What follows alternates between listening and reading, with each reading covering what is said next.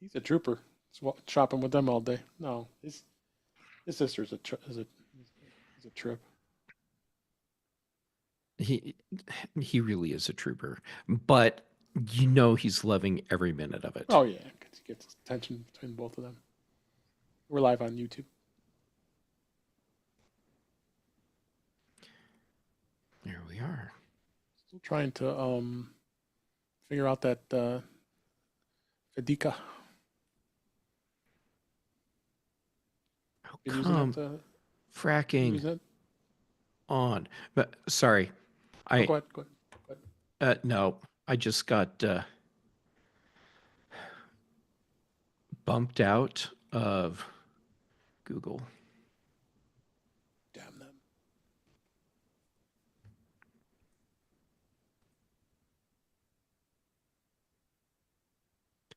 Super annoying because now when I log in, there you go. So I'm logged in, but it means the probably like 30 other Google Docs I have open right now. I'm totally screwed up on those. Just checking. When I pull these on camera, Nice. should have a preset. I got a this camera has super white desk view. I should just get a preset. I didn't think of that. Yeah. Tree says link.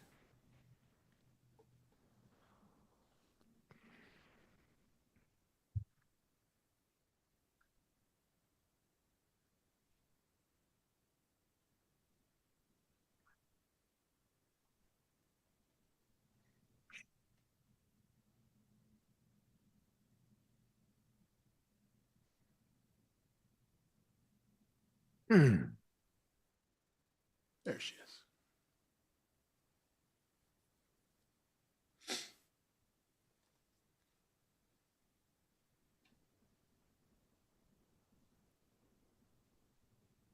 All right.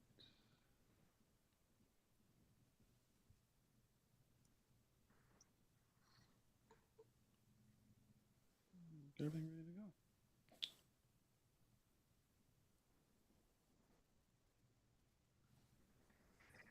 There we go. There she is.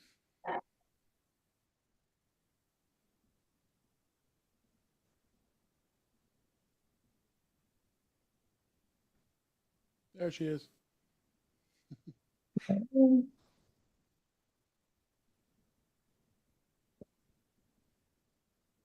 Yeah.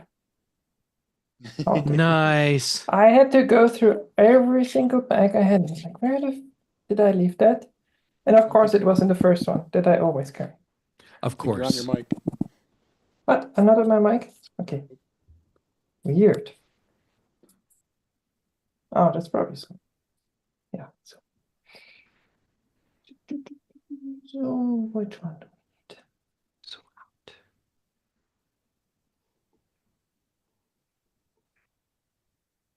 Better? Much better. Ah, Okay. yes. Yeah, Zoom, Zoom forgets settings. So you know, Patrice Ben will not be here. Okay. All right. All right. I need the show notes probably still. I have tips. Got the link? Yeah, I put it somewhere. Just have to find it again.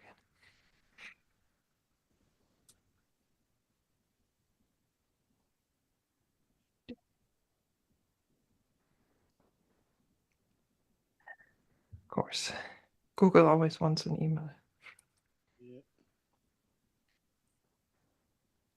All right. Start hijack.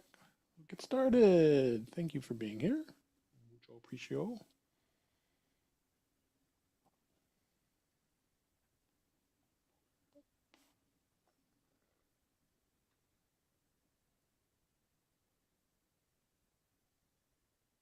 Okay, we're ready to go.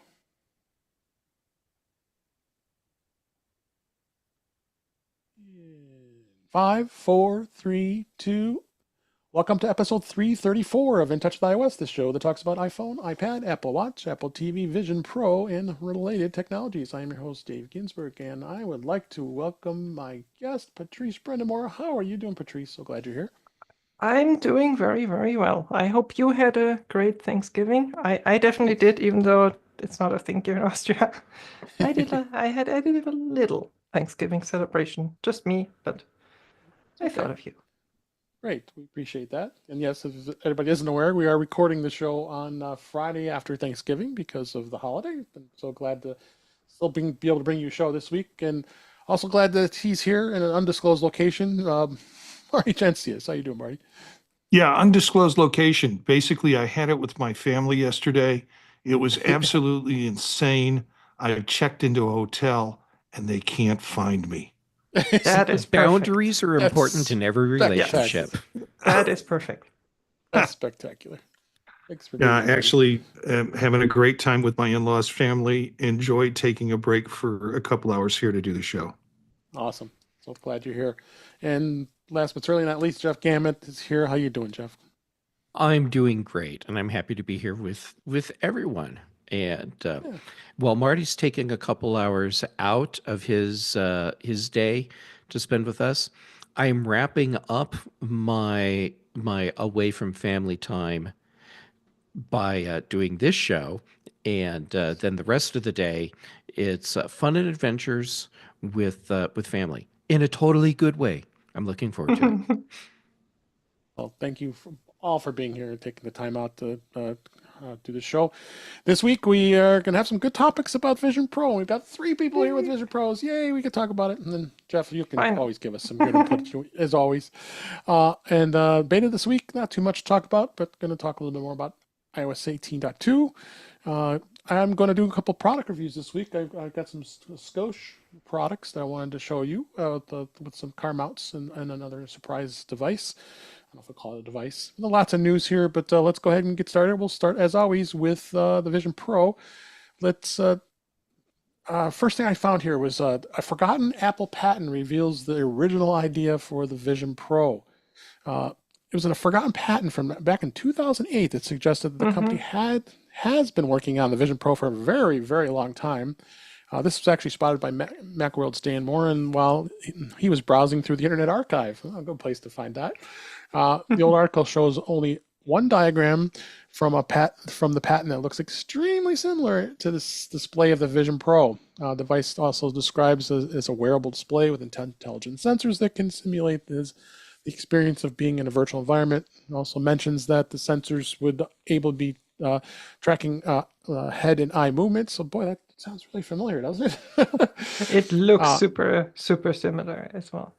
Yeah, so obviously Apple has been working on this for quite some time, so it's kind of a neat thing to see. Go back in time there. That's a long time ago, so 15 years plus ago. So yeah, what do you think on this, Patrice? With remember when the Vision Pro came out, and I said they've been working on this for minimum 10 years. It turns out it was like 14 or something back then. 14 or 15, yeah. Yeah, it's 15 now, so it's no, actually 16 almost now. Yeah, not a surprise. The surprising thing is how close that is to the iPhone. And Apple was a very different company back then. Right. So that is surprising that it was like really this close to it, but that it was 10, 12, whatever years ago, not a surprise. It takes a freaking long time to build something completely different. Yeah. And I bet also the technology simply, I remember doing I think it was even Macworld 2014, like a VR demo somewhere, and it was horrible. And that was the state of the art back then. So it just the technology took a while to grow and mature and get to a point where it's feasible to do something like this. Yeah, absolutely. What you, Marty? What do you think of this? Here's my fantasy about it. They really didn't know they were going to create this back in 2008. But some guy in a think tank said, let me put together something that I think would work. And they went, holy cow, let's slap a patent on it. Now, when you slap a patent on it, then you call your game. Other people can see what you're doing. But at the same time, I don't think, well, as Patrice said, the technology really wasn't there yet. But the innovation, the idea of What they could do with it was there. So that's that. This is now with Apple Vision Pro. I'm wondering what has come out of the think tank in the last 5 years that we might not, that's got a patent or will have a patent slapped on it that we won't see happen for another 10 years. It's just exciting for me to think that a company thinks that way. Yeah. Yeah. I mean, how this usually happens is there's people in a company like Apple, there's people constantly thinking about new ways, looking at technologies, at ideas, and sometimes just as you said, like the what if. It's like, oh, we have the iPhone now, we have like the iPad. Not well, actually at this point they probably even had they definitely had the iPad because it was the precursor to the iPhone internally. They had like the iPod and all of the others. It's like, okay, where is this whole thing going? Like the devices are going to get smaller. Where can we put them? And hey, like VR was a thing back then already. I mean, in the 90s we had VR, which was really crap, but the idea was there. They're like, hey, this is how it could go. And okay, yes, Apple patents it because that's what you do then. You get together with the lawyers, design something really vague that says this is roughly what we're thinking and patent that, and then you keep going until either it turns into nothing or it turns into a product. Yep. How about you, Jeff? All right, so I'm going to be a pedant for just a moment. Okay. Forgotten Apple patent. No, this was never forgotten. Just those of us that read about these things didn't remember that this patent had been discovered and all the Apple news sites wrote about it. So this was not a forgotten patent. Okay, I got the pedant part out of the way, and Patent. no, patent. I love the yes, a patent pedant. I love the drawing of this because it does look shockingly similar to what we got. And I want to point out that oftentimes what Apple will do with technologies that they're patenting that they know they're going to use, they will obfuscate it and incorporate it in the patent into some other kind of device. And the device itself is actually irrelevant. So it wouldn't surprise me if at the time that Apple patented all of this technology, that I said, yeah, that's really cool. I wonder what devices they're actually going to use these different elements in. And That's true.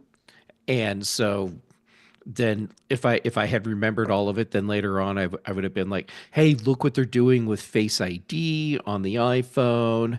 I bet that's some of the technology that came out of this patent. But then in the end, here we are. We've got this, and yeah, they patented Vision Pro back in 2008. That's super cool. So it is cool. It is cool. I'm glad that that was discovered. This was brought up again because we've had so many patents over the years, and you kind of forget about them. But in this case, the Vision Pro was I didn't even think that this would become reality, and it did, and I'm loving it. And I know Marty is, and so is Patrice. So so definitely very cool. Another story this week was the Apple Vision Pro's sales could take off as spatial computing market expands. If it's accurate, it can be good news for Apple Vision Pro. This is Omdia's latest research of spatial computing, cloud, and edge that indicates that the global spatial computing market is estimated to be 4.5 billion in 2024. Has it gotten there already? This was a term that was called in 2003 called spatial computing that would refer to the process involving integrating digital data with the physical world and all the associated human interactions. As we know what the Vision Pro does now, and could this as this technology remains, I know it's going to continue. We're excited about it, and I think more people are going to be excited about it. But I know it always spins back to the cost. I know $3,500 is a lot of money for a lot of people, but is the price going to come down? We're going to see. I'm going to start with you, Marty. What do you think on this? I think the concept is going to it's not going away. And about a month ago, there were a lot of articles of it's dying, they're stopping production, it's going to be terrible. Yes. There's lots of reasons why those things are inaccurate and clickbait and stuff like that. But when you see articles like this and you see other articles that have come out with new support coming in through different apps and large players in the field, it's like it's not going away. I'm around relatives. I think they're really pretty tech unsavvy. I brought my Vision Pro with me, and at this point, the only person really interested in taking a look at it is the 27-year-old nephew from the Philippines, who is a lawyer. And he's like, he gets technology. He wants to try it out. We'll do that later tonight after dinner. But Mm-hmm. the rest, when you bring it up, and when I talked about the podcast, they're like, oh, what's that about? So it hasn't gone into the popular zeitgeist yet in terms of VR and AR and what it means. Yeah. I How about mean, Patrice? I'm with you, Marty. Like the articles, like just make up your mind. Is it a failure? Is it a success? Like, are they selling? Are they not selling? Like, it's all over the place. But I'm with you. I mean, us three, we've tried it, and like a couple 100,000 others. I mean, from what we're hearing, somewhere between 400,000 and 600,000 have been sold, in I think 11 or 12 countries, by the way.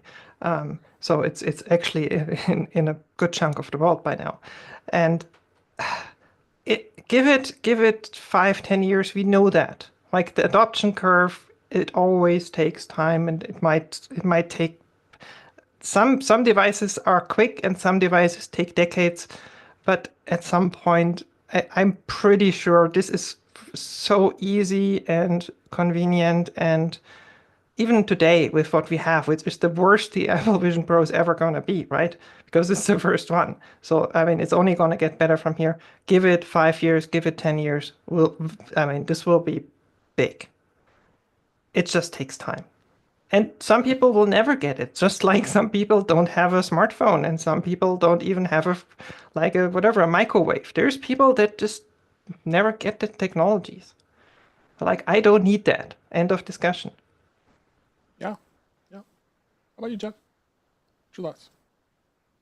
Well, okay. First off, the headline. Come on. Apple Vision Pro sales could take off as spatial computing market expands. In other news, Earth's sky is blue. Wow. Of course. Is it though? Or it could be, Jeff, and you bring that to great attention. It's like, don't worry about Apple Vision Pro. If spatial computing takes off, it'll do fine with its sales. Yeah. So, Patrice, you absolutely nailed it. And for everyone that wasn't paying attention, I'm going to call out and paraphrase what Patrice absolutely nailed. So my paraphrase is, Apple is the master of the slow burn, and they do not need a product to come out of the chute and be a worldwide blockbuster, market dominating thing. They will grow their market over time, and they're patient. So Yes, very. yeah. Yep. I mean, added to the previous story, they've been very patient with even developing the thing. If it took 15 years to do, they've been super patient. Mm-hmm. Yeah, Apple's not abandoning this. It's just going to keep going. Patrice, I love what you said. This is the worst Apple Vision Pro that Apple will make. Yeah. And you're right. Yeah. Yep. I'm looking forward to the day when I can be fiscally irresponsible and get a Vision Pro. Because In other words, if someone wants to gift some to Jeff, I think he would be interested. yeah. Yes, I would. I'm totally fine with someone gifting me an Apple Vision Pro. I'll cover the cost of the prescription Shipping. lenses. Okay. Or the shipping. Even the shipping, it's not that much. Sure, even the shipping. Sure. Yeah. Well, we got to get Chuck Joyner to buy it first. Well, that's where True. What would be True. okay? So now, first off, I don't expect anyone to buy me an Apple Vision Pro, of but course not. let's say that actually happened, and a Vision Pro shows up on my doorstep next week, and Chuck still doesn't have one. Come on, Chuck. We won't tell him that it just showed up at your doorstep. Yeah. We'll tell him that you made the effort to go out and get it. Oh, yes. Yeah, I felt like I had to because he wouldn't. Mm-hmm. Yeah. Oh, that's even better. Yeah, I like that. yeah. So let's go ahead and move on. Beta this week, 18.2. I think it's on beta 4 right now. Is continuing here. Mm-hmm. Not much else to talk about with this, but three biggest updates we probably should I would like to just call out is the mail inbox sorting has been noticeable updates with automatically sorting emails into categories, primary, transactions, updates, and promotions. Patrice, have you used that at all? Yeah, actually, I'm kind of. I don't use Apple Mail a lot, but every now and then, because we have to use Outlook for work, and I hate using it, so I sometimes switch back to Apple Mail because that's at least better. And I can't use the third-party apps I want because you're not allowed. But Apple Mail always works. Actually, yeah, I'm surprised. It's surprisingly good. I didn't expect it to be this good. It actually is really good. It works really well. And if you don't want it, just go to the all mail and use it as usual. Right. I mean, it's kind of like the way, unfortunately, I hate to bring up this dirty word, Outlook. 'Cause Outlook always, you have to, I know, that you have to, your focus mailbox on other, and it drives me nuts. I turn it off as I just can't stand it. Actually, I use it. Yeah. I I'm not a big fan of it. Maybe I gotta get better at it. It is better to organize and be focused on just what you really need to look at. Yes. But Marty, how about you? Have you been using the mail app with the? Yeah, well, I have had to. One of the ways I've tried to manage my workflow is simply not having all of my emails going through one email client. So I have my work mail go through Outlook because that's where they're into the Microsoft ecosystem. And so I have to kind of be on it for my work. And then I use mail. I used to use Spark. But I got confused by all of the Spark AI stuff and just did Spark Classic. And now I've switched back to Mail because it does have that primary and secondary, or whatever they call it, mail sorting. And usually all the ads and all of the informational stuff and the mug groups and things like that all go into the secondary, and the primary stuff is pretty good. So I'm enjoying it. I wish they would do more with it. As a product, and do some things like flagging and pinning and things that I haven't been able to do. That is one of the few things I enjoy about Outlook. So True. That's true. Jeff, you have any thoughts on this? It's hard for me to get excited about changes in Apple Mail because it's fundamentally broken for me. And in part because Apple removed the ability to have all of those mail extensions, mail plugins. You have, yeah. And I relied on a bunch. So mail is just another email tool that's there. Yeah, I'm with you. The other one I just want to hit on real quick. It's a good fallback. Just saying. It's a good fallback. It is. Yeah. Assuming it won't choke on the server certificates for an email server. Yeah. Okay. There's that. Yeah. Real quick, I wanted to touch on this about the writing tools and the email summaries now with Apple Intelligence. You've got the automated email summaries. I'm kind of liking that. You already have that now in 18.1, but this is going to even be more enhanced. So it does allow you to draft a quick response by scanning the contents of the email. You can also adjust the tone, the length of messages, as well as use Apple Intelligence for a quick proofread. And the article here says RIP Grammarly. It's possible. I don't know. Grammarly's So that pretty, part I'm quite happy about. Grammarly? Same. Yes. I use it at work. They provide it to us. I wouldn't Okay. pay for it for personally. So Yeah, exactly. and I don't think work's going to allow Apple Intelligence anytime soon. So there's Okay, that. here's the irony. You have much more privacy and security for your content with Apple's AI agree. grammar assistant stuff than you'll ever have with Grammarly. I agree. Yes. Yes. Well, some companies think that having licensing for corporate for Grammarly, they feel it's. I don't think they must keep it within a secure setting. So Yeah. hard to say. Some people, some companies also think what they don't understand is evil. That's true. Yeah, there you go. So that's that with beta this week. So we're in December of 2024 here as we're recording here, and I kind of wanted to talk about what we can expect from Apple this December, what not to expect. We've already talked about 18.2. You know, I did touch upon Image Playground. Both of you have played with that. We're still not very impressed Yes. with it. The Vision OS 2.2, the huge Mac virtual display upgrades is amazing. That is massive. Yes. I really think Literally. that's going to be a huge thing. Literally, yeah. I mean, Literally camera, massive. it's oh my god, it's incredible.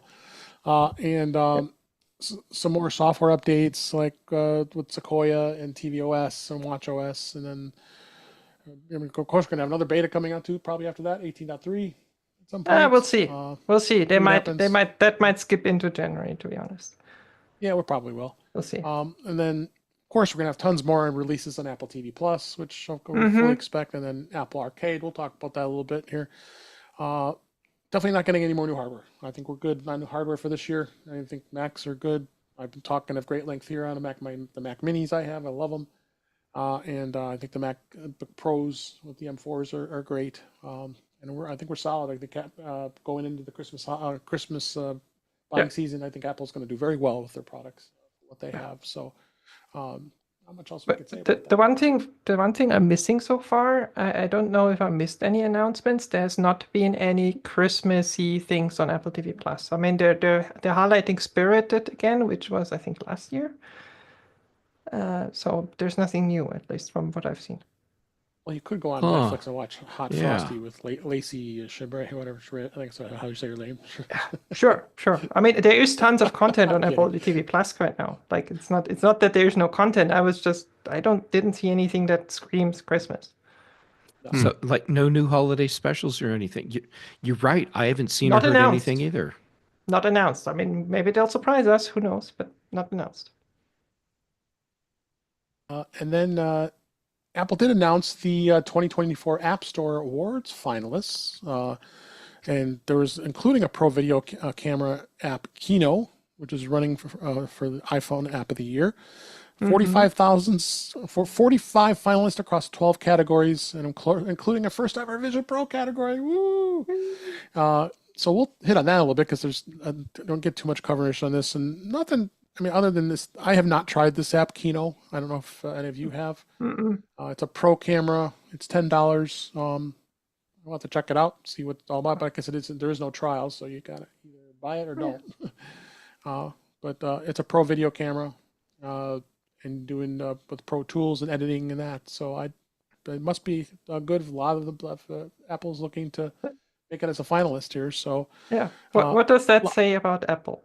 That this group here, we're very much into Apple. We're trying new things all the time. We're checking out apps. We're reading everything that happens. We haven't heard of probably half of those. Yeah, exactly. Yeah. Exactly. In the Mac app of the year finalists, I know I'm not a big user of it, but OmniFocus 4 I think is probably a worthy. I'm a big user of OmniFocus 4. So you're probably happy me to too. see that this is. You guys are probably happy to see this being a. Yeah, I'm glad to see it get recognition like this. It is an excellent app.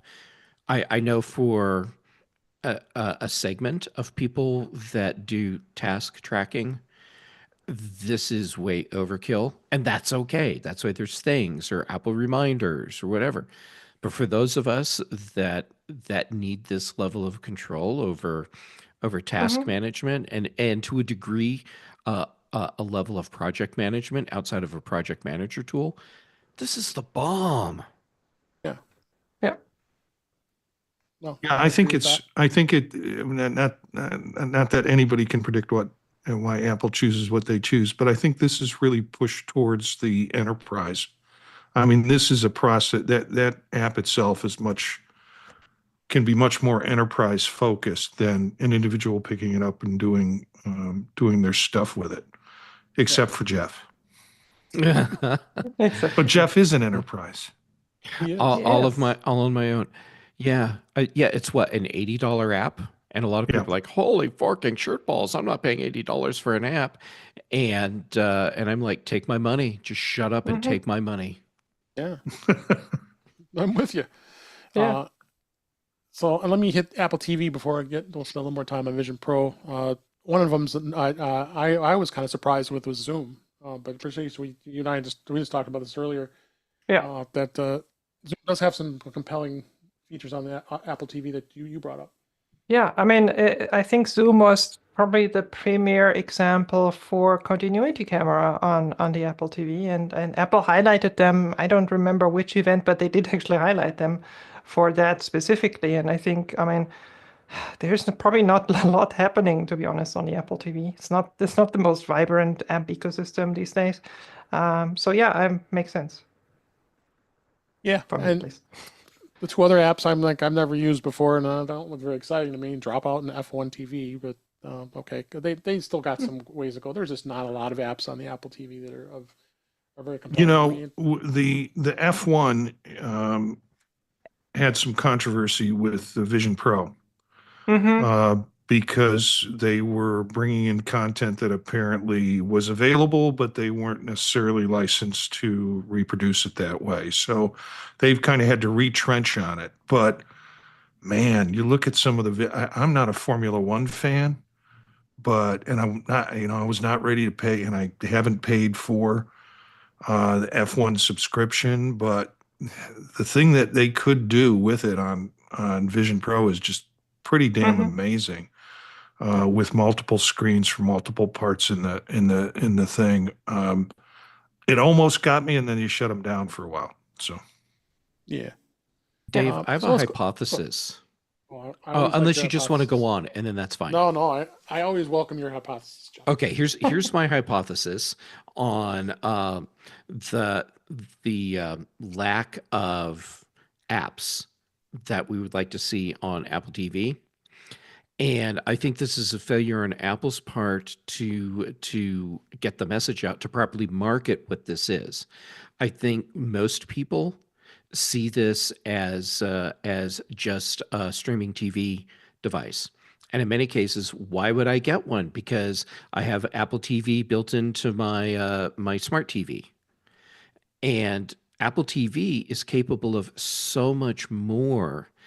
And Apple really needs to get that message out and get some developers on board. Do what they've done on other platforms. Pay companies to write the apps that they want to see on Apple TV, so people understand this is more than just the box that you stream Silo on. And I think that's why probably all three of those apps are good examples, because I mean with Zoom you can do some really cool things on Apple TV. The F1 app, I've heard some people who care about F1 and have the app that they're quite happy with it. So and Dropout I don't know anything about, but I'm assuming like same thing. It's a TV channel or Yeah. streaming TV app, specific company's content. It's like a comedy channel. Yeah, but it's probably stands out not because it's yet another content channel, but because it does something different in how the content is exposed. Yeah, and I think that's the difference to your whatever random LG TV or Samsung or whatever you have, because they don't do that. Yeah.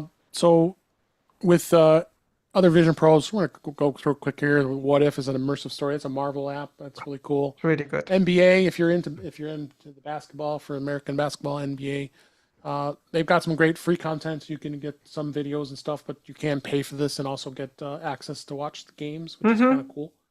And then Jigspace is a kind of a cool app as well. That's a 3D presentation for Teams, so that's a little more business oriented. Again, I have a if there's question if about there's any that Vision app. Pro apps, I want to try them because there's so minimal apps that are out there. I'd like to try this and see what it's all about. So, I have a question about Jigspace. Yeah.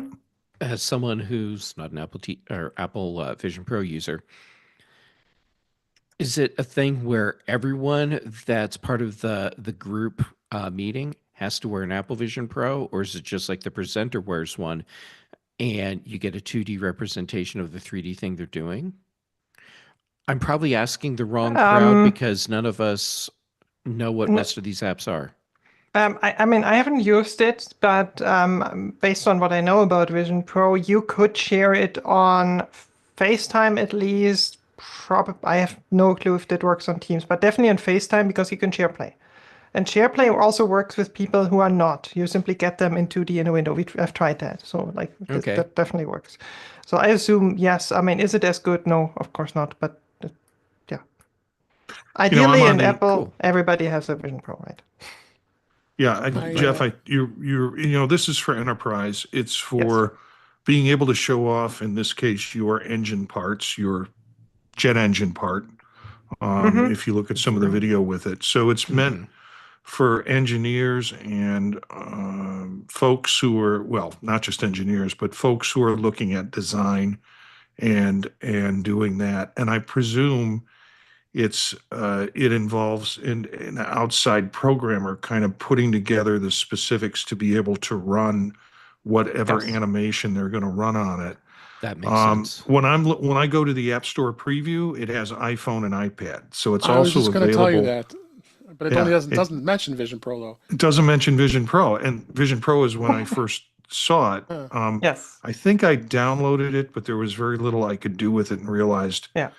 that it was really meant for industry development. Yeah, I mean, there's different. I mean, there's a million different ways you can use it. I mean, there is you can use the Z files like any 3D scan you've done.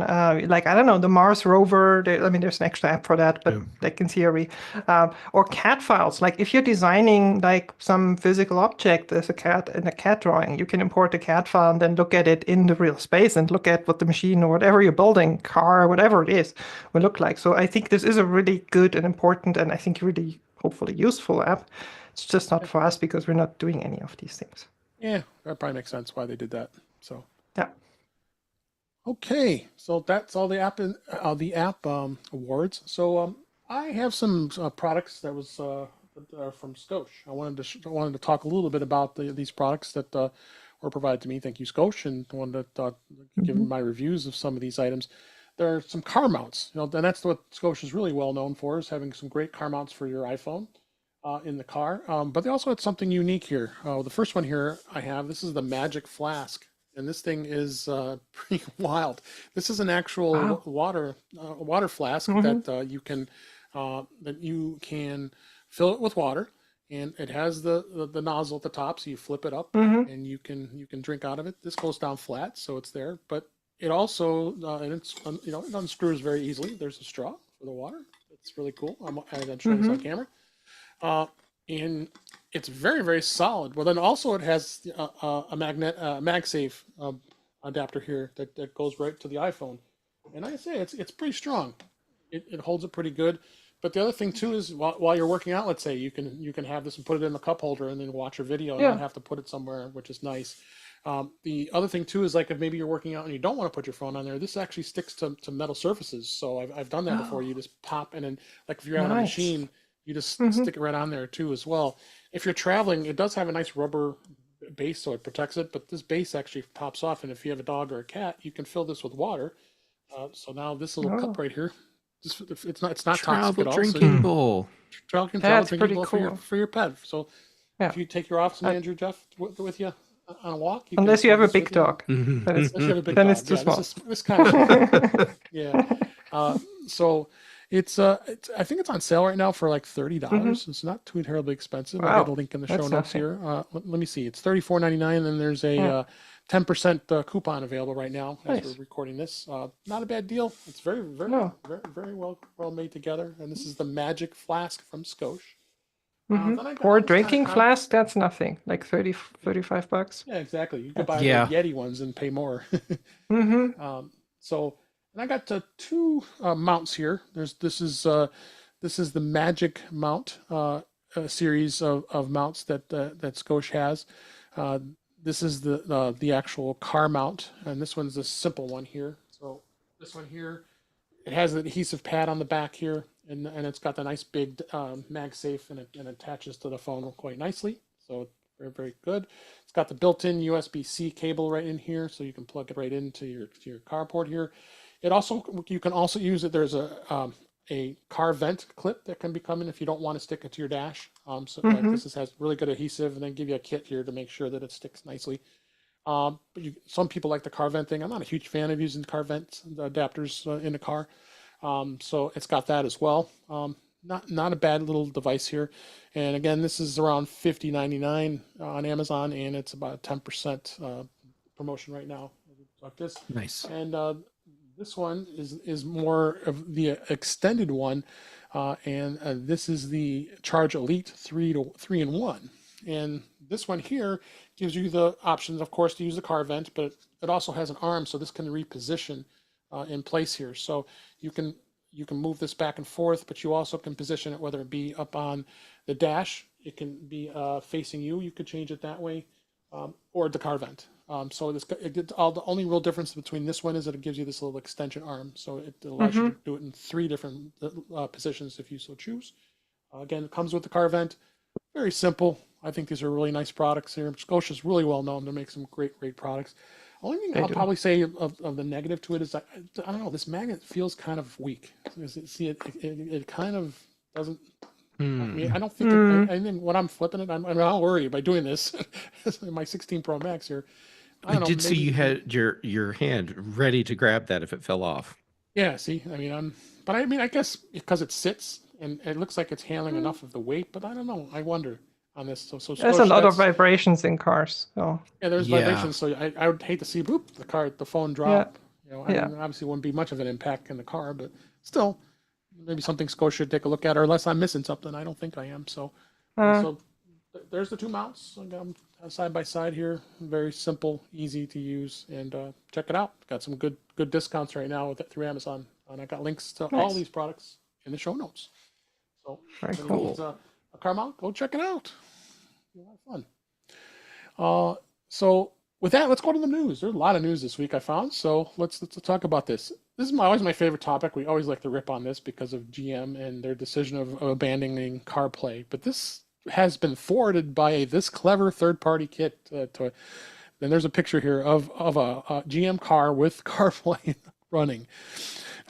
As we know, GM has made their stance clear that the future of equipping their vehicles with Android Auto on CarPlay, it won't be. However, a clever third-party kit promises to restore the functionality.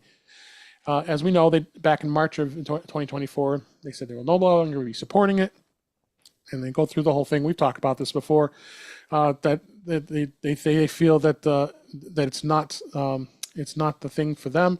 However, for drivers who are still interested in GM cars, that is removing these. There is a third-party kit that's been making it possible. It's White Automotive and Media Services, or WAMS, a small business based in Michigan. How ironic!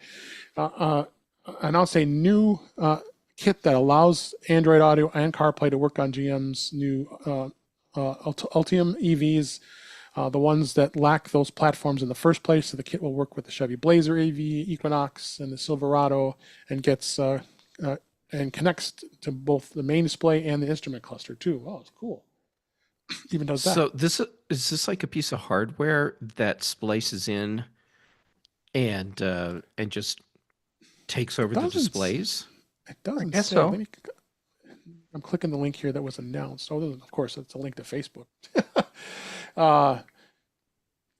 Let's see what it is here.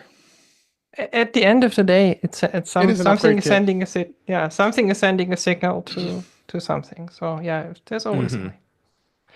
I love stuff like this, like people figuring out things that the manufacturer doesn't want them to figure out. That is pretty awesome. Yeah, there's a YouTube video here showing you how to do it as well. So I just thought another dig. Some mastermind re-engineered this just to stick at the GM for doing this. What do you guys think? So, will there be a market for these things? Hard to say. I would think. Yes. How big? Different question. Right. Yeah. Yes. Yes. You know, There I will be tried to- people that will care enough to do this. Yeah, I tried to explain the GM thing to my wife, and Mhm. I'm afraid her answer might be representative of most folks who don't think about it too deeply. I love my wife. There's nothing wrong about that. Maybe she said this to hurt me, but she said, I'm sure all the companies data mine. Yes. Right. Unequivocally, she said, I'm Yes. sure all the companies data mine, i.e., this is okay. Because everybody's doing it, which I said that a lot to my parents when I was younger, and it didn't help. But I'm afraid a lot of people think that they've kind of become desensitized to having their data mined. Yes. After the whole Facebook thing where people started and Meta and anything beyond that, the data mining seems like, okay, well, it's just part of the business of doing business. I mean, I would say it probably is these days. I mean, name a company that is not doing it. Can you? Yeah. I don't know because we keep finding companies that are doing it without letting us know they do it. Exactly. Yeah, I want to say Frito-Lay, but I'm betting they've figured out a way to do some sort of data exactly. mining. They're like, yeah. So Tracking chips. Get you to eat little RFID chips and RFD do they chips. really want to track that kind of data? Yummy. I don't know. Get that in my system, huh? Oh my gosh. So yeah, check it out. I don't think it's ready for prime time yet, but looks like something interesting to know that somebody is looking to circumvent GM's. Or an idea is that GM will just buy this guy off. Here's a big check. Don't let it come to market. Yeah. So yeah, I bet there won't be some lawsuits if it does come to big market, possibly. Yes. Who knows? To keep my trend here of automotive and CarPlay, the Mercedes-Benz has now unveiled a new app. It's the Apple Watch app, and it's definitely interesting to see what they're doing here. It was a press release that was released this week that it has a wide range of functionality. It's available today, as includes real-time vehicle information, the ability to lock and unlock your car, and more. It does have the typical stuff on most cars. They have a lot of cars that have this service. Locating a parked vehicle and pedestrian route, navigation to it, a compass made for navigation, locking and unlocking your vehicle remotely, and access the most important information on your car status, as well as viewing information such as vehicle range, battery, or fuel level. The new integration also allows owners to interact with their vehicles seamlessly without having to head to access the smartphone. That's what Mercedes-Benz touts, so you shouldn't be looking at your smartphone when you're driving, of course. And it's going to work on WatchOS 9 or newer, and it does say features will be based on the trim of your car. I tend to see this as a trend here with my wife now owning a Jeep Grand Cherokee, the new model, with the Summit that has all the bells and whistles. You have to pay Jeep $22 a month for this service, but it does provide everything in real time. But it's pretty amazing, especially if somebody who forgets their key or needs to unlock the door. And we had tested it. Well, she tested it because a funny story. Someone put her key in the side of her purse, and there's it's a zipper where she would never go. It's like an expansion zipper, and she couldn't figure out why her car kept going unlocked because she left her purse in the car. So it. I said, wait a minute, it's got to be in your purse. So I sit down, I look at a zipper. Wait, was it in here? And then sure enough, it's like tucked in there. But it's supposed to be, if you leave your key in the car with these key fobs that it unlocks as soon as you close it and lock it. So, but she did get locked out. So that nice thing is now you can unlock the car right from the app, as well as seeing how the oil is doing and how much miles you have in the car and if there's how much gas is left. So you could a lot of convenience. Cool. But Yeah. again, like with this, this is not free for me. Anything Mercedes Oh, no. Benz is never free. No. So, Probably so I'm also kind of not giving that just example. $22. Yeah, it's probably more for them. It's Just like giving this if you example. paid the $10,000 whatever extra, then you get it for whatever $100 a month or Yeah, something. for as much as the Jeep Grand Cherokees cost too. This really should be Yes. included, honestly. But other than my experience with those types of apps, it's really cool that they have these available and the way the world is today with the technology in them now. Anybody have anything to add on that? Nah. This is not news. There's as you said, a million tech It companies was have news this of, already. of an app release. That's why I put it in that category. Yeah, it's okay. Other news in the CarPlay is the Porsche has no imminent plans of launching next generation CarPlay despite its 2023 preview. They did show what it could look like in its vehicles with some images in the instrument cluster, but it looks like that the automaker's plans to maintain its kernel level of CarPlay integration is in the near term. The Porsche supports standard CarPlay, while some of its vehicles like the Taycan and other additional features like EV routing and Apple Maps is not next generation CarPlay. Aston Martin was also previewed along with Porsche this year, and they still have yet to release it. So I don't even know. More the point of this is I don't know where is the next generation of CarPlay going, because we haven't seen anything yet that's been out yet. What do you think, Jeff? Okay, first, it takes a long time to design and ramp up manufacturing of a car. Right. So, seeing a car come out like this year or in 2024 with second gen CarPlay, to me still seems like that would be a surprise, because that would be kind of early. So everyone getting all upset and clutching their pearls over CarPlay 2 not being a thing yet, I still think it's a little early to get worried about that. Agree. But like Porsche saying, "Hey, here's some great Photoshop images of what we're visualizing for CarPlay 2." Yeah. Okay, what that tells me is Porsche is at least involved enough in their process that they felt comfortable saying, "Hey, here's some images we've put together." Yeah. Especially, and I see in our show notes the next article. And here's the thing. Porsche Group owns VW, owns Audi, and Audi is supposedly close to releasing it. So, and they're like these days, the cars, a lot of it is shared between them. There's a lot of differences and a lot of extras, and everybody does their own thing with the brands and whatever. But there's a ton of shared stuff, and I bet on the software side especially. So if Audi is doing it, Porsche has it. They own Audi, so of course they have it. So it's just a matter of when are they, for different clientele that they have for Porsche, when are they ready to do it? Yeah, that's true, and that's good. I could just kind of do a quickly transition over to that next story. That you're right. Since Audi is already owned by Porsche anyway, they're just moving it on to that. And again, I agree with you, Jeff. It takes a long time for car manufacturers to do designs like this. That's for sure. Do you want to add anything to this, Marty? Nah, not really. I've never been to a dealer looking for a Porsche or looking for an Audi.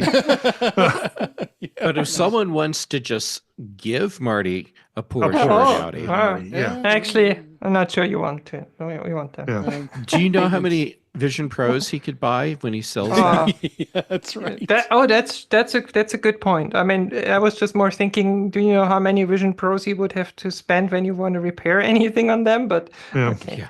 Well, that'll be someone else's problem. Yes. But I'll cash it in, get the money, and buy Chuck and Jeff a Vision Pro. Oh, that's Vision nice. Pro. You're the best. You're the best. We got to pull we'll some money wait for that day to happen. I know. Don't hold my breath. My lips will turn blue. Yeah.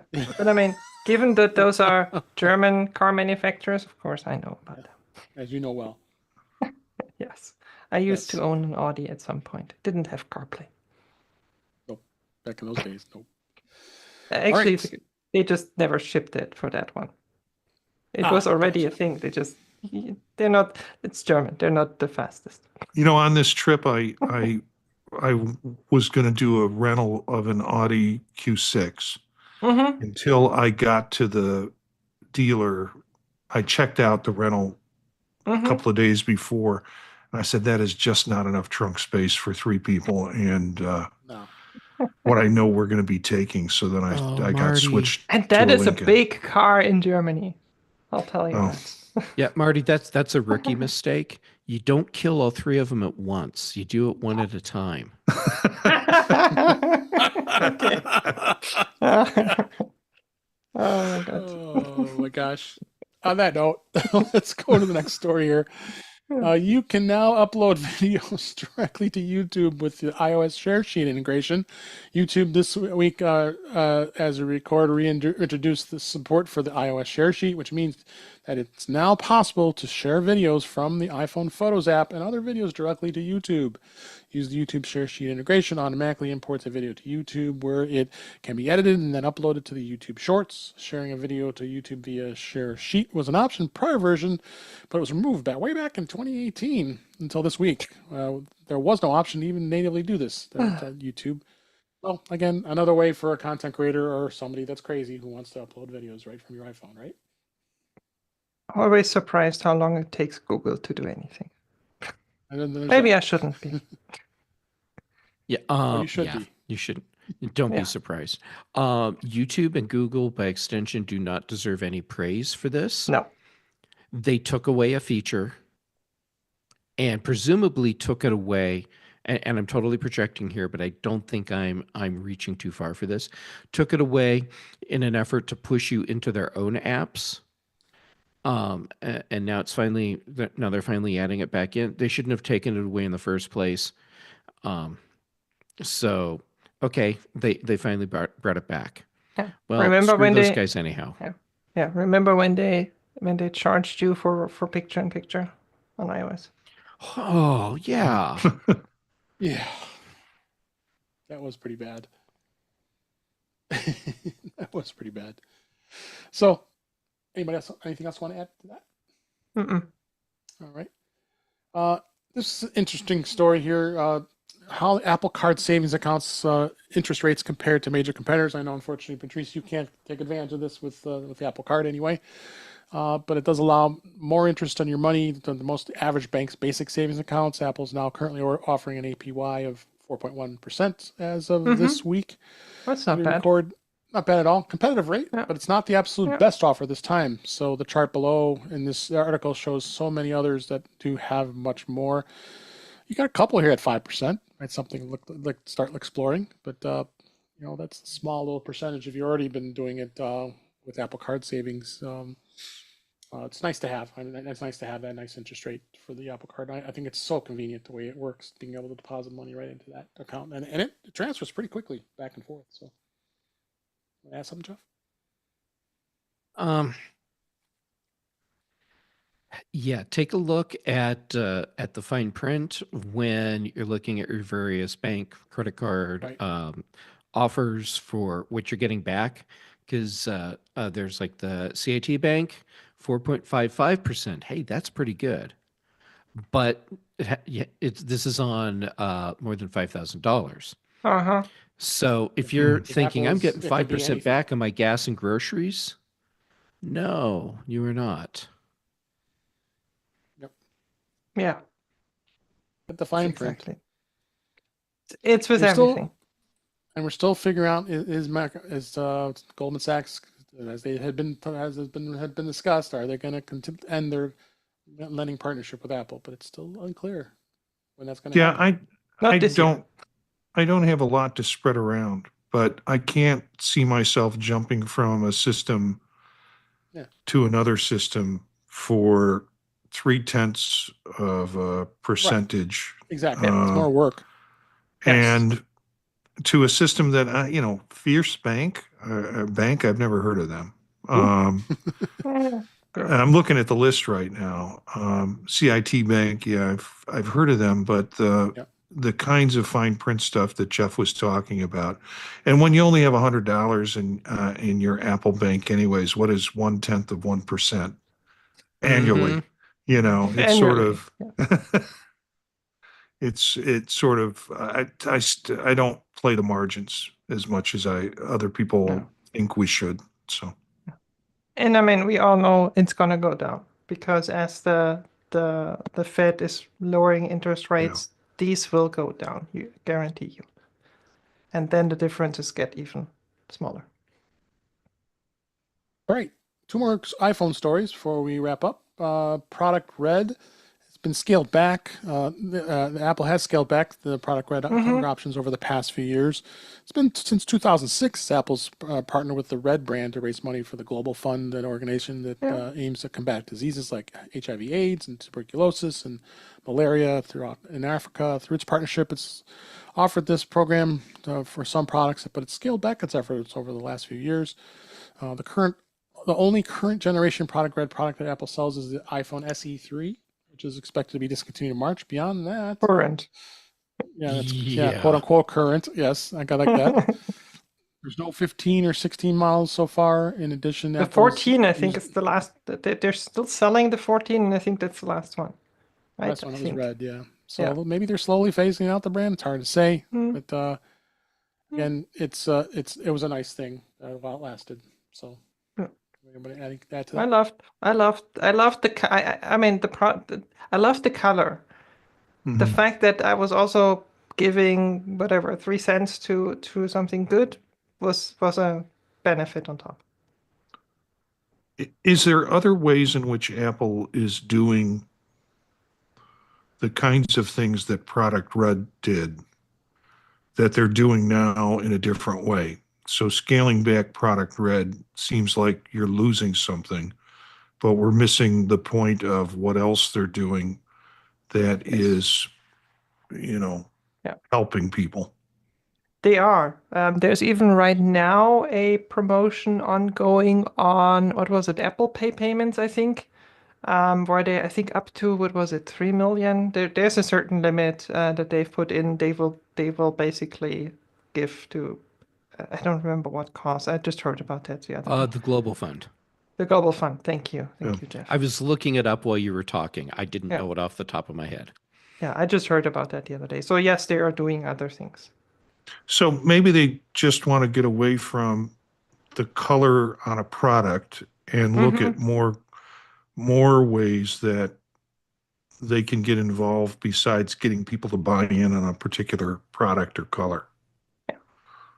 Yeah, they probably weren't selling enough Product Red to make it worthwhile. Like that, the iPhone Mini. Where'd that go? That's true.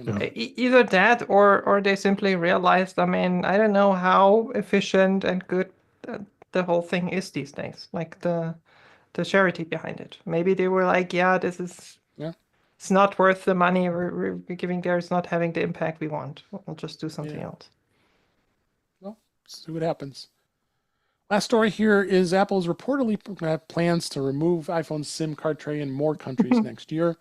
As we know, the physical SIM card tray in the iPhone was in the U.S. starting with iPhone 14 through the 16. It does not have a SIM card tray, but instead relies entirely on eSIM technology. Apple has yet to release any iPhones without a SIM card tray outside the U.S., but it sounds like it might be changing, finally expanding internationally, starting with the iPhone 17 lineup next September. Indeed, the report says there's a current quote-unquote iPhone 17 Air prototype that lacks the SIM card tray, but again, it's a prototype. I can't even depend on any of that stuff to try. I never even want to mention the iPhone 17 because that's a long way away from now as we record here. So, but it's locked in probably at this point. But it has to. I think eSIM is the way to go these days. You really don't need a physical SIM anymore. And I'm sure the carriers would probably love not to have the technology, and you have it in yours, right? Yeah, I checked because I was like, does mine even have one? I wasn't even sure. I was like, maybe they removed it and I just didn't even know this. Like, I haven't used the SIM in years. Yeah, no, I love the eSIM technology, and what's great about it, being able to easily transfer between phones. You can add in a second line, no problem. I think you can add up to like 3 or 4 lines, I think it is. Isn't it 8? Yeah, who can imagine having 8 lines on one iPhone? I know some people. Wow, that's a lot of lines. No, that's good. You don't, so especially people who don't want to maintain a business phone and a personal phone. You can all the calls and data can go through there. So Yeah. Or you're traveling, you're going somewhere, you want a local SIM because it's cheaper for data and That stuff. too. Yeah, stuff like that. Yep. Makes sense. Anything you wanna add, Marty? Transfer is a problem. Not every carrier supports it yet, but That's the other thing. Yep. But US they do. Yeah, SIM cards were helpful to me when they were helpful because I would take a cheaper phone with me when I traveled internationally. Like I'd take an SC or something that would get the job done, but wouldn't get stolen.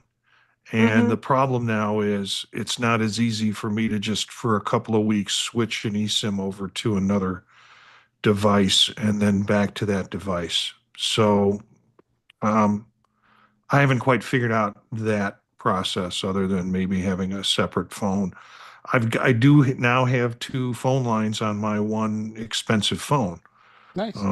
So, the business line and then the personal line are something I've got incorporated. But I kind of like popping that thing out, getting a cheap phone, putting it in a tray, and going to Turkey and not having to worry about my expensive phone back home.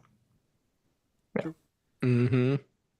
the transfers, if your carrier, whatever you're using, has an app, then it's usually quite easy. Okay. Depends. So just have to look for that. Anything else you want to add, Jeff? All right. Well, with that is a wrap for this week. Thank you all for being here, and thanks to all that was here on the chat and the YouTube at youtube.com/IntouchedWithIOS. And we'll go ahead and wrap up for this week. That is a wrap for this week. Please send your comments, questions, and suggestions to our email address, which is at feedback@intouchwithios.com. You can follow us on Mastodon and Blue Sky, for that matter, at InTouchWithIOS. You support the show by buying me a coffee at intouchwithios.com/coffee. We'd really appreciate it. You can become a patron of the show by going to patreon.com/intouchwithios. We have 2 tiers available to support the show. We'd really appreciate it. Make sure you like, share, and subscribe so you're notified when we are live streaming. Usually it's on Thursday nights at 8 p.m. Eastern, 5 p.m. Pacific on our YouTube channel, youtube.com/intouchwithios. Thanks for Cletus being in the chat and a number of others that were out there. I appreciate it. You can be able to watch the live shows as we record them, as well as you can watch the live feed because we save that out there, as well as listen to past shows. Visit In Touch with iOS magazine on Flipboard, where many of the topics we discuss are on that magazine. The link is in our show notes. And you can also subscribe to our show on your favorite podcatcher, including Pocket Casts, Overcast, Apple Podcasts, many others. But better yet, go to our website, intouchwithios.com, where all the links to all the ways to listen to us are on that website. I am Dave Ginsburg. You can find me on Blue Sky at DaveG65 and Mastodon as well. And Patrice Brandamore, thank you so much for being here. I was always a thrill when I have you on the show. Where can people find you? First of all, thank you so much for moving the show extra, especially for me, also Marty and Jeff, for being so so nice to do that. I know that's a hassle when you're used to having a show time and then you move it around. So thank you. It's a great pleasure as always. You can find me with Jeff and with Dave on the British Tech Network. I'm there twice a week. Thursdays with Jeff on the Big Show, where we talk about the non-Apple side of things, and Fridays on the Mac Show, where we talk about the Apple side of things with Dave and Jeff and some other miscreants. And you can find everything I'm doing, all the social media links, the podcast, the projects, literally everything on my website, thepatrice.com. And Jeff and I have a really cool podcast called Retro Rewatch, and I always like to show the mug because I love that mug. Retro Rewatch, we rewatch retro TV shows, and we're rewatching Stargate SG-1 right now. Published Solitudes yesterday. So really cool season 1 episode. Go watch it. Nice. Great. Thank you. Thank you for being here. And thank you, Marty Genesius, for being here. I know you were traveling. Appreciate you were able to make it on the show this week. Where can people find you? You're muted. Can we make the show a little longer? Because it will mean I don't have to go back to my in-laws. You know us. Just we can talk for another 3 hours. Not a problem. Yeah, no problem. You can find me at Gencius, Jencius, at bluesky.com. Also, the podcasts that I'm involved in, you can find at thepodtalk.net. A couple I want to mention here: Tuesdays with Chuck on Mac Voices, Thursdays with Dave on In Touch with iOS, and then Monday nights at 9 o'clock. And Eric Bolden and I have been trying to figure out some way to snag Patrice and figuring Yeah. out, do we shift our time. time? Do we try and do that? Because I saw somewhere somebody said in a chat room that Patrice is the queen of Vision Pro. So we I would know have who to have that on that was. show loyalty. too. I We know would who have to that have was. loyalty. Yes. And I know she's in space a lot more than I Yes. am in Vision Tons. Pro, and she's Yes. enjoying that. So we need to have her on the show sometime. So yeah, Vision Profiles on Monday night at 9 o'clock. And then a new show I'm doing with folks who are Mac users over the age of 65 called the Old Mac Gang. And we talk about issues that seniors deal with technology, particularly around the Apple ecosystem. So that's fun, and it's the characters that make it great. So that's on Wednesday nights at 9 p.m. Eastern time. Very Thank cool. you so much. I love Really Vision appreciate it. Profiles. Thanks. You guys are doing great. I enjoyed being on it too. And Yeah. and Jeff Gamet, thank you always for being here. Where can people find you? Well, thank you for letting me be part of this. It is so much fun, and I always look forward to the show. All right, so where people can find me, social media, J Gamet everywhere, and I'm most active on Mastodon, Instagram, and now finally I'm getting in the habit of being active on Blue Sky. Then for shows, Tuesdays, Chuck Joiner's Mac Voices Live. Thursdays, except this week, Friday, Dave lets me join in Touch with iOS. The Big Show and the Mac Show on the British Tech Network. And Brian Chaffin and I do The Context Machine. And as Patrice pointed out, we do Retro Rewatch. And no surprise, we both have opinions about Stargate SG-1 Solitudes. So go check it out. Absolutely. All right. Thank you. And thank everybody out there was watching, was listening. And we really appreciate you being here on the show this week. And we'll do it again next week. And thanks to the panel for being here as well. And until next time, thanks. And we'll talk again soon. Thank you very much. Very good. Well, this was an experiment. I'm running my Mac Mini. So I brought that on the trip, and I have that's beautiful. I have a single monitor, a KYY monitor, and a keyboard and the microphone, and I'm patching it through my phone. So it's my phone's cellular that's doing the connection here.